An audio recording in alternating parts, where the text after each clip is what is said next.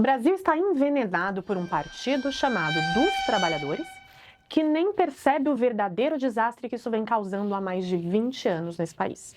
São ideias que, na prática, desvalorizam o trabalho e punem quem realmente produz. Cada medida que esse grupo levanta ou aprova vem embrulhada num discurso bonito de proteção, mas que leva ao mesmo lugar: mais imposto. Imposto que o empreendedor paga para contratar, imposto que o trabalhador paga para consumir. E sabe qual o resultado disso tudo? O trabalhador não prospera. O empreendedor não prospera. Quem prospera é o caixa do governo, que arrecadou 2 trilhões de reais em menos de 6 meses em 2026, o maior valor da história do país. E recentemente um debate extremamente importante foi envenenado por essa mesma turma. Toda vez que alguém questiona a redução da jornada, vira vilão, vira o inimigo do trabalhador. O governo vendeu uma ideia linda: menos horas de trabalho, mais tempo para a família, mais descanso, mais qualidade de vida. Só que isso é uma mentira bem embrulhada. Não porque o trabalhador não mereça descansar, ele merece muito, mas porque a conta de reduzir a jornada sem resolver produtividade, sem mexer em carga tributária e sem endereçar o custo Brasil, essa conta não vai para nenhum político, vai para o trabalhador, vai para o empreendedor, e o governo, no meio disso tudo, lucra ainda mais. Hoje eu vou te mostrar como esse mecanismo vai funcionar e principalmente como se proteger disso tudo. Então já deixa o like, compartilha com alguém que precisa ouvir essa conversa e ela precisa sair da bolha, então você precisa hypar também. A Câmara aprovou uma PEC que acaba com a escala 6x1 e estabelece jornada máxima de 40 horas semanais com 2 dias de descanso, sem redução do salário. No papel, e eu falando aqui, parece ótimo. O trabalhador trabalha menos e ganha igual. Só que quando alguém ganha o mesmo e trabalha menos, alguém tem que pagar a diferença. E essa pergunta simples é exatamente o que o discurso político faz questão de não responder. Então imagina o seguinte: uma empresa que produz canetas, para fazer 10 canetas por semana, ela precisa de um funcionário trabalhando 6 dias. Com a nova escala, esse funcionário vai trabalhar 5 dias. E aí, consequentemente, ele vai produzir menos. Para manter as mesmas 10 canetas, a empresa tem 2 opções: contratar mais gente ou pagar hora extra. As duas aumentam o custo. Se antes cada caneta custava R$1, com aumento de folha, encargos e operação, ela passa a custar R$1,20. Quem compra essa caneta? O trabalhador.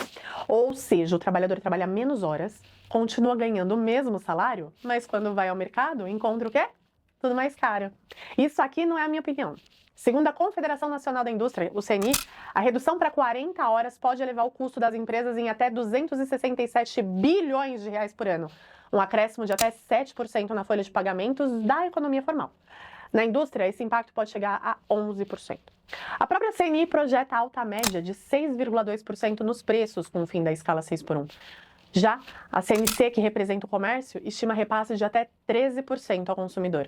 Isso não é especulação, é um mecanismo básico de qualquer economia. Custo sobe, o preço sobe, e quem paga o preço é o mesmo trabalhador que ganhou o dia de folga. Só que aí, minha gente, agora vem a parte que ninguém fala. Quando o custo da empresa sobe e o preço final sobe junto, o governo arrecada mais. Por quê?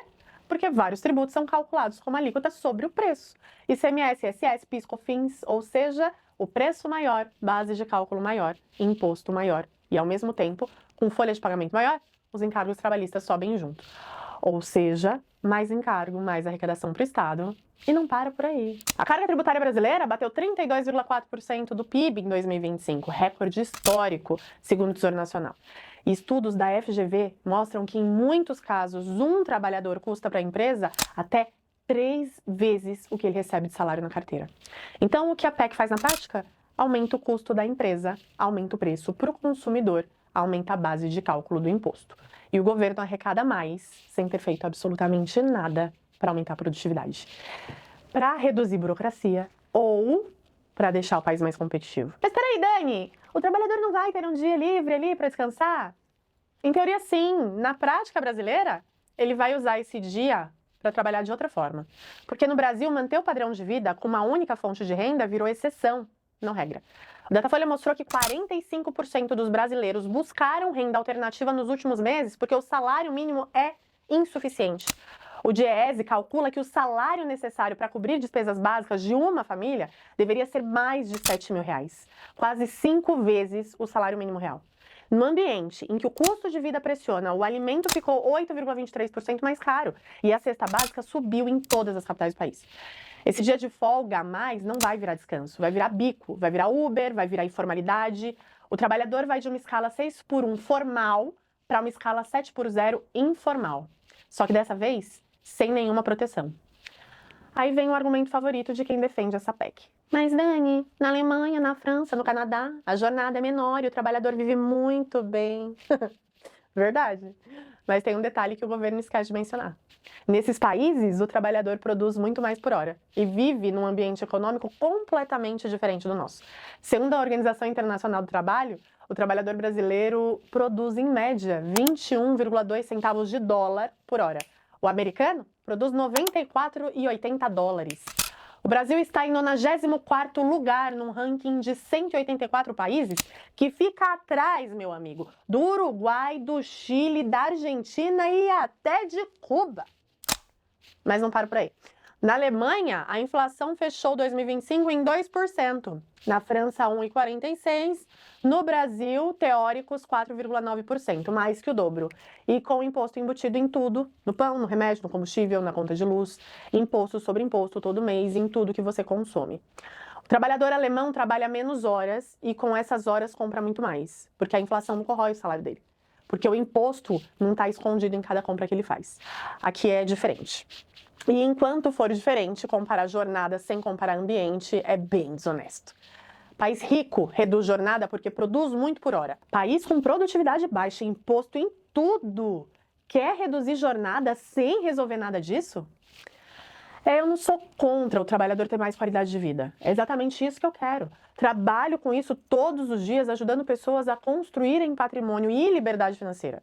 O que eu não consigo aceitar é a ideia de que uma canetada resolve. Sem base, sem produtividade, sem estrutura, o direito, ele vira custo, o custo vira inflação e o trabalhador segue sem conseguir prosperar. Então, se aquele trabalhador que vai ter um dia mais de folga passa a trabalhar mais, seja como Uber ou seja produzindo outros insumos para vender e conseguir bancar ao aumento dos preços, ele também está lá para gerar mais imposto.